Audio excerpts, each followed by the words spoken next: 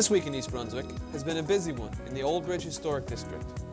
Sue Martin explains. We're in the historic village of Old Bridge, East Brunswick, and right now we're at the East Brunswick Museum. Well, today we had a quilting show, and some of our local craftsmen were displaying their crafts and showing us a little bit about quilting. Plus we had a fashion show, and it was a lot of fun. But what I really want to tell you about is next week, next Saturday, September 25th, we're having our annual village fair. It starts at 10 a.m. in the morning, and it's a whole day of really wonderful things to do. There's a moonwalk and pony rides for the kids, and we have all-day entertainment for everyone. The museum will be open, and our quilts will still be on display, plus a quilter will be there to show you how it's done. The street will be full of wonderful things to see and do. We really want to extend a big welcome, and please hope that you'll turn out to see our village fair that's the historic village of Old Bridge, East Brunswick. September 25th, Saturday, and it starts at 10 a.m. and runs till 5 p.m. Thank you.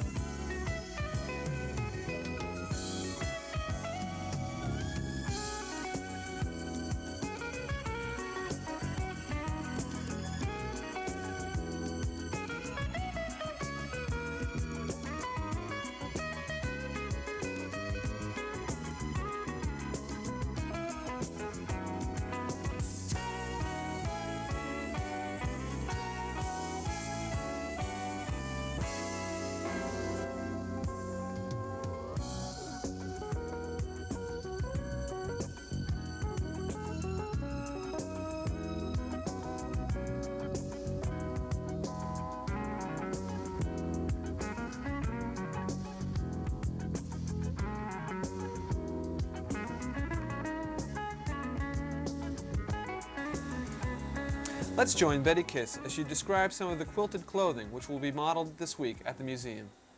Janet is modeling for us a skirt which is completed out of the pinwheel pattern. The pattern, each block is turned a different direction, which gives the design a completely new look.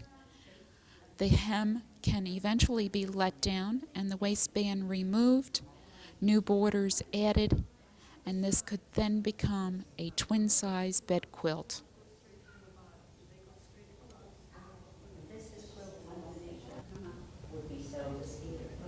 Our models are now modeling jackets that have been completed. Sue is wearing a jacket done in navy, maroon, and white, with diamonds featured all around the yoke. This is all hand quilted and was completed by Mrs. Nowatowski. Next, Paula is wearing a corduroy jacket with satin butterflies appliqued all over the yoke and the front of the jacket. Janet is modeling a variation in browns and rust tones of the first jacket. This is original design by Betty Kiss, and it has flying geese and pinwheels featured on the shoulders and on the center of the back of the jacket. This jacket also is all hand quilted.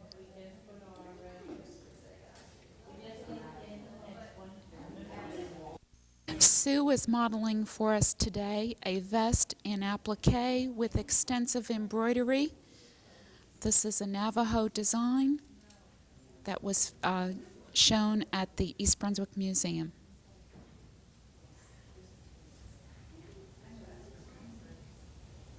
Next we have Paula, and Paula is wearing an attic window vest. Works beautiful with skirts and dresses, and also can be worn with jeans. Janet is also wearing another variation of the attic window pattern, done in different colors. You'll notice the different appearance.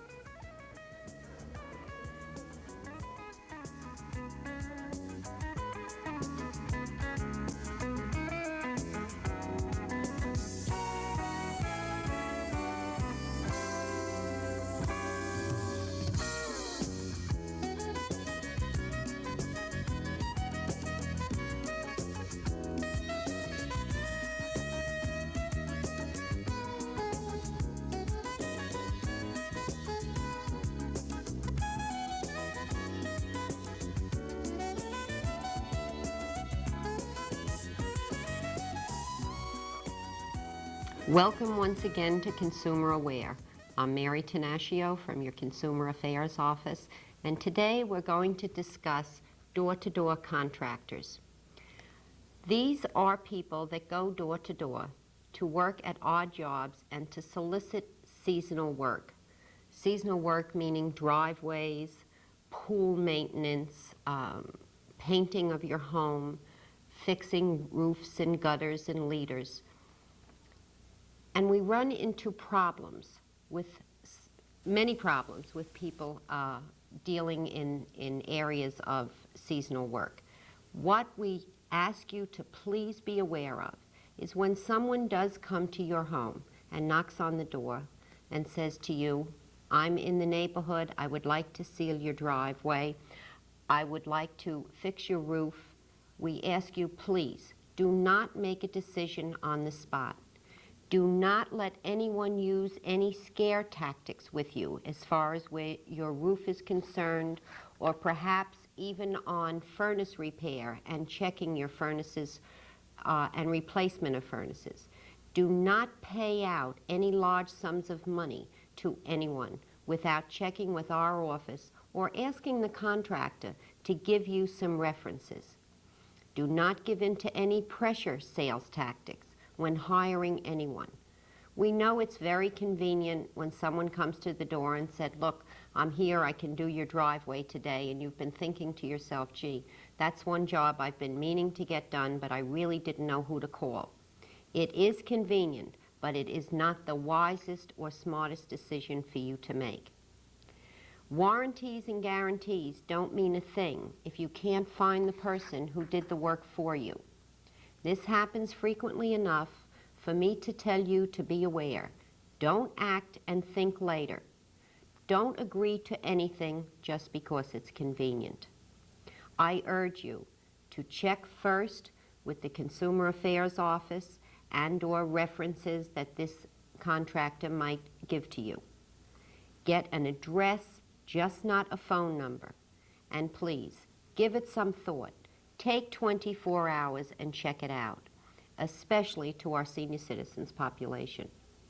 Thanks so much again for tuning in to Consumer Aware, and hope to see you again next week.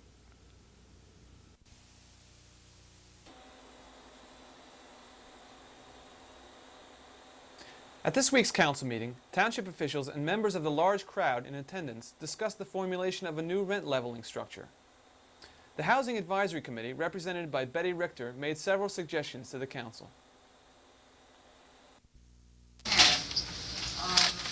was almost 2 years ago, I think, that we were asked to review our rent leveling ordinance to determine whether it was fair, whether it was working. And this job was given to the Housing Advisory Committee. They took the job very seriously and considered that several important things. First of all, that rent leveling, rent control is not to be the vehicle to necessarily assure affordable housing to everybody. It is a vehicle to assure that in a tight housing market such as we have now and have had for several years, that rent increases are related to some kind of reasonable increase. That may mean that rents are going up by sizable amounts, but if it's related in some way to a reasonable guideline, then we don't have to be concerned about landlords rent gouging. They also recognize that rental properties are a very important part of residential housing in East Brunswick. We need rental properties. There are people who choose to rent, who may not be able to afford housing, and we need to be able to maintain that housing stock. We cannot do that if we are going to be unfair and overly restrictive to our landlords. So that they tried to come up with an ordinance that was fair to both, and that's a very difficult thing to do, but I think they did the best job that they could. The ordinance that we've been working with basically since 1973 provided for base rent increases in the same percentage that the Consumer Price Index has increased over the most recent 10-month period. It was not a full 12-month Consumer Price Index increase. In addition to that, it allowed for two basic kinds of surcharges, which are additional charges which they felt were not compensated for in the Consumer Price Index. One was property tax increases, and one was fuel surcharges. As a result of their study, they came back and recommended that we change to a 12-month, a full 12-month Consumer Price Index increase. And because of the fact that part of a landlord's expenses are somewhat fixed in that they go to pay debt service, which is rather stable. It isn't subject to the kind of day-to-day and year-to-year fluctuations that you have in the Consumer Price Index. That would adequately cover landlords' costs for such things as increased property taxes and fuel. So they recommended eliminating the property tax surcharge and the fuel surcharge and increasing from a 10-month to a 12-month Consumer Price Index. The council, in considering these recommendations, felt that it would be appropriate to keep the property tax surcharge, dropping the fuel surcharge, and moving to the 12-month Consumer Price Index.